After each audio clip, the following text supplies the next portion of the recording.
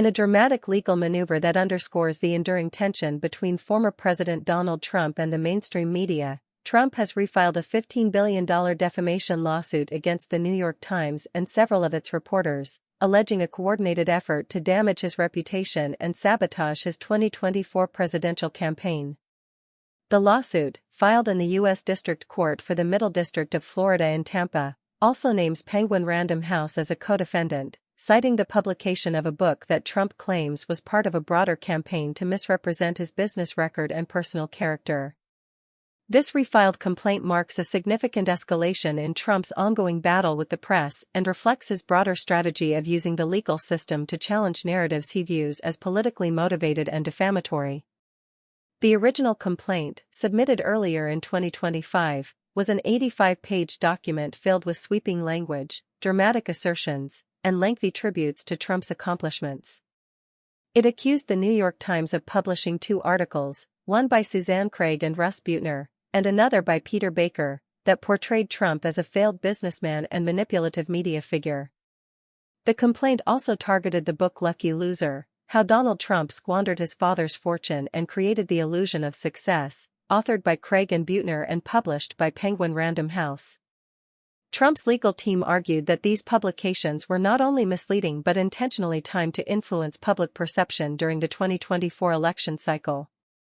However, the original filing was swiftly dismissed by Judge Stephen D. Merriday, who criticized it as unnecessarily discursive and laden with florid and enervating prose. In his ruling, Merriday emphasized that legal complaints must adhere to a standard of clarity and conciseness, stating, "A complaint is not a public forum for vituperation and invective." He gave Trump's attorneys 28 days to revise and resubmit the complaint, urging them to focus on the legal merits rather than rhetorical flourish. Responding to the judge's directive, Trump's legal team filed a revised 40-page complaint that retained the core allegations but removed much of the dramatic language and self-congratulatory statements. Notably, the revised filing omitted a line from the original that described Trump's 2024 victory as the greatest personal and political achievement in American history. It also removed Times reporter Michael S. Schmidt as a defendant, narrowing the scope of the case to focus on Craig, Buettner, Baker, and Penguin Random House. Despite the streamlined format, the lawsuit's central claim remains unchanged. Trump alleges that the New York Times and Penguin Random House published false and damaging content with the intent to harm his reputation and influence the outcome of the 2024 election. The complaint seeks $15 billion in damages, plus punitive compensation, arguing that the alleged defamation caused Trump not only reputational harm but also political and financial damage. Legal experts note that such a high figure is unlikely to be awarded, but it serves a strategic purpose, drawing attention, signaling seriousness, and rallying supporters. This lawsuit is part of a broader legal offensive by Trump against major media outlets.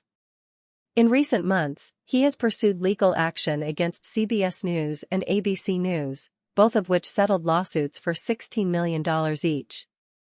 He has also clashed with late-night television, with ABC's Jimmy Kimmel temporarily pulled off the air after Trump's communications regulator criticized the show and hinted at possible regulatory consequences.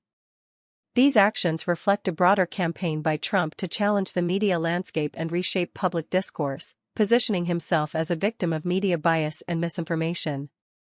The New York Times responded to the refiled complaint with firm defiance.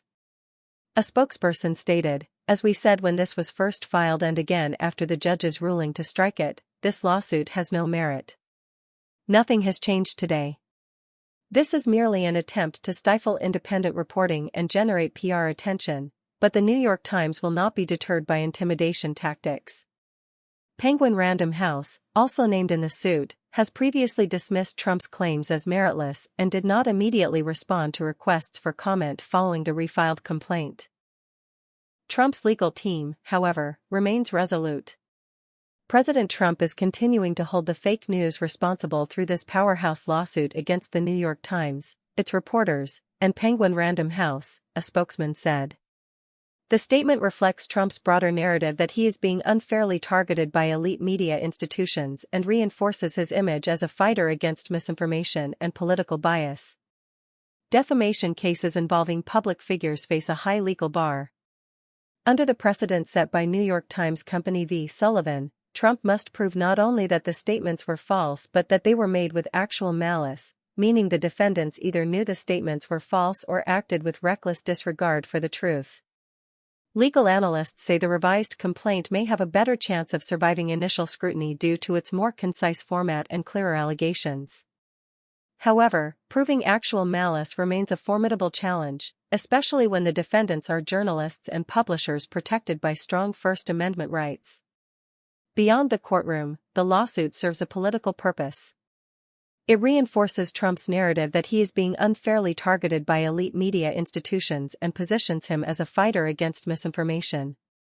The timing, just ahead of the 2024 election, suggests a strategic effort to dominate headlines, energize his base, and frame the media as adversaries.